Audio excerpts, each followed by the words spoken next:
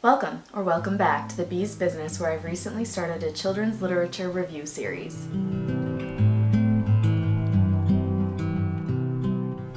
Through this series, I hope to help fellow educators and parents discover titles in children's literature that are meaningful, educational, inspirational, or a combination of these. In an effort to be consistent with each of my children's literature reviews, I follow the same 5-step process. In step 1, I start off with a couple of sentences about the book. In step 2, I discuss what I particularly enjoyed about the book. In step 3, I discuss any dislikes or recommendations for improvement that I have. In step 4, I summarize my thoughts on the text. And in the final step, step 5, I rate the book on a 1 to 10 scale, with 1 being the lowest rating and 10 being the highest. And on occasion, there'll be a bonus 6th step where I've read the story with my children and I invite them to share their rating of the book. Today I'm reviewing for you Stay Curious and Keep Exploring 50 Amazing, Bubbly, and Creative Science Experiments to Do with the Whole Family by Emily Calandrelli. And as the title implies, this text includes 50 fantastic science experiments that are great to do with the whole family. The purpose of this text is to share science experiments that are relatively simple that can be done with the whole family. In addition to these being great family-oriented science experiments, some of them could be great for the classroom as well. Now to share my likes about this book. There are several. I really enjoy, let's start off with the front cover. It feels intriguing. I know the saying is don't judge a book by its cover. However, the cover does matter to me. I won't stop and not look in a book just because of a cover if I didn't like it, but when the cover is appealing, that is a great start. And I find this cover to be very appealing. It feels friendly, it feels easy to interpret quickly what the purpose of the text is, and I think that's huge in getting it into the hands of young readers and families. Immediately when you open the text, you're already getting the feeling that there are going to be bright, bold colors in this text. And I think that's another very eye-catching feature. Emily has dedicated this text to the kids who dream of becoming scientists, and I have one of those right here in my home. I love the table of contents. The layout is very user-friendly, and the colors are again very attention-grabbing. In the table of contents, you'll see large page numbers where a new section begins, and then underneath that you'll find smaller text that has page numbers of specific experiments. Another aspect of this text that I really enjoy is that the color you see here for this section not only matches on the table of contents, but also if I were to go to page 46, I'm going to find that that whole section has yellow all through it. That consistency is huge with young learners. In the introduction, Emily shares a couple of things that I think are really important for this text and that take it to the next level. One being, she shares that most of these experiments can be done with items that you already have at home. This makes these experiments feel really accessible and not as though you need to plan them, and if you have just an extra half an hour in between basketball games or something like that, you can pull this book out and you can get the materials that you already have and do a quick science experiment. Also, on any pages that adult supervision is recommended, they say lab assistant required at the top of the page. I really appreciate that Emily is using lab assistant required versus saying adult required. It just feels more inclusive to children and making them feel like they are still a very important part of this process. Emily also has let her readers know to look out for words highlighted in yellow on each page because these are some of her favorite science words that she's included in the science glossary at the back of the book. I think it is hugely important to include a science glossary in a text like this. It really makes this a one-stop shop, and what I mean by that is you're not having to go and search on a phone or in a dictionary, if you happen to have one of those, for the meaning of these words. And often children, if it feels like it's going to take a lot of time to figure out the meaning of a word, they're going to skip right over it.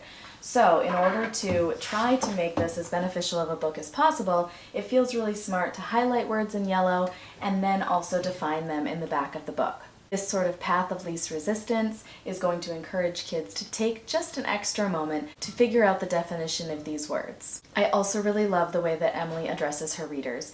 I feel heard.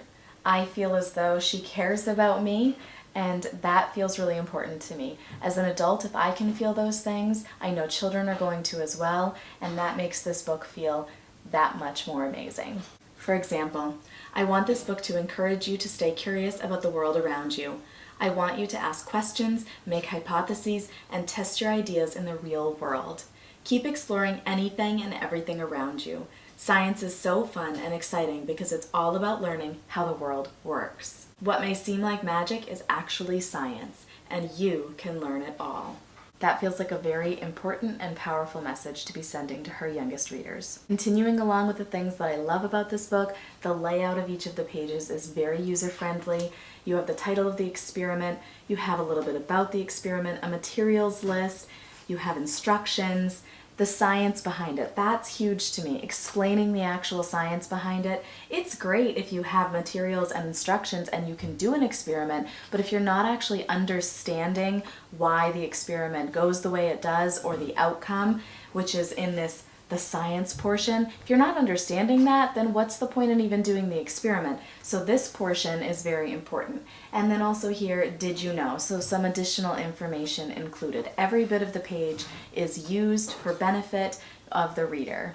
I also appreciate that Emily is prioritizing safety. I love that she's just kind of sending this message that these experiments could be potentially dangerous, but if you take a little bit of precaution ahead of time, then you can still conduct these experiments at home, have an adult there to support you, and also, in this case, wear some safety goggles. But otherwise, go for it with these experiments and enjoy them. As you continue along in the text, some of the experiments have a little notes section, so after you've done the experiment, if you are noticing any patterns or trends or anything you do different the next time, you can take a moment to note that. And as I mentioned, in an effort to use every single bit of the space in this book, she's also included a who to know section on some pages, and there are some facts about some famous scientists. I also really appreciate that this text has experiments that are geared towards specific holidays during the year. It makes it feel like this book is something we should be reaching for all year long. There's always an experiment to do regardless of the season.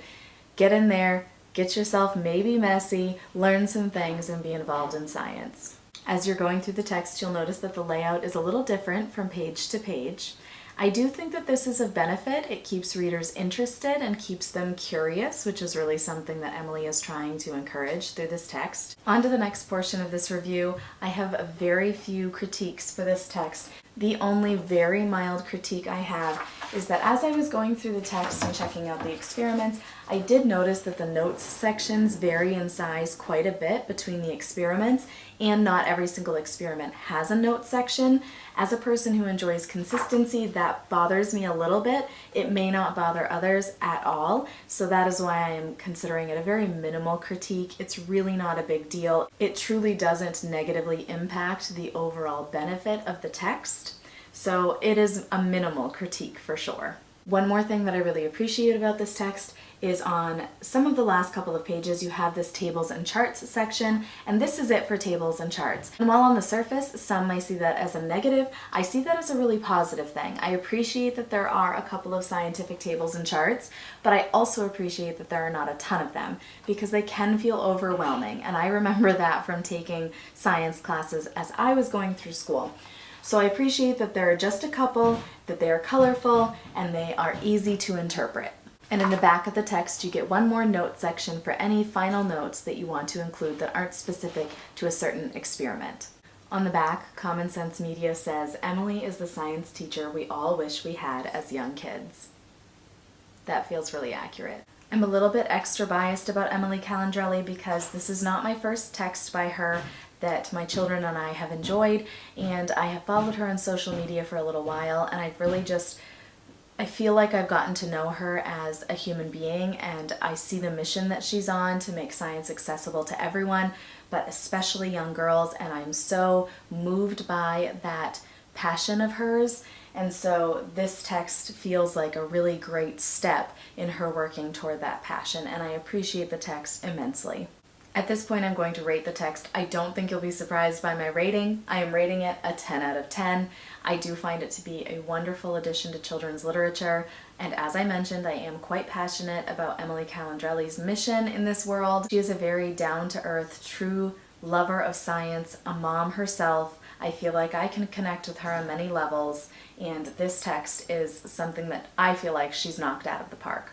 I haven't yet made a final decision on this, but I am considering making a series on my channel of science experiments that I do with my children, and this book would be a huge inspiration because many of the science experiments, if I do choose to produce this series, would be from this text. If that is something that you feel like you'd be interested in, I would love to hear from you. I ultimately want to produce content that is beneficial to you and the children in your life, and so I just want to know, is that a good use of my time to bring that to you? My thought process in considering creating that series is that it is one thing to be able to read a materials list and the instructions of how to conduct an experiment, and for myself that doesn't feel intimidating, but I'm also a teacher, so this is kind of my trade.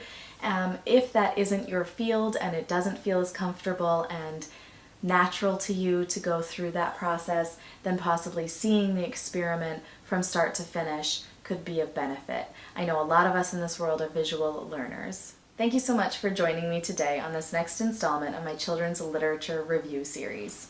I would also love to hear from you about this series. Are you enjoying this? Are there books that you would like me to feature? I welcome any and all feedback because, as I mentioned, my goal is to produce content that is beneficial to others, and so hearing from you is the best way for me to know if this content is indeed beneficial or if there are ways that I could make it even more beneficial.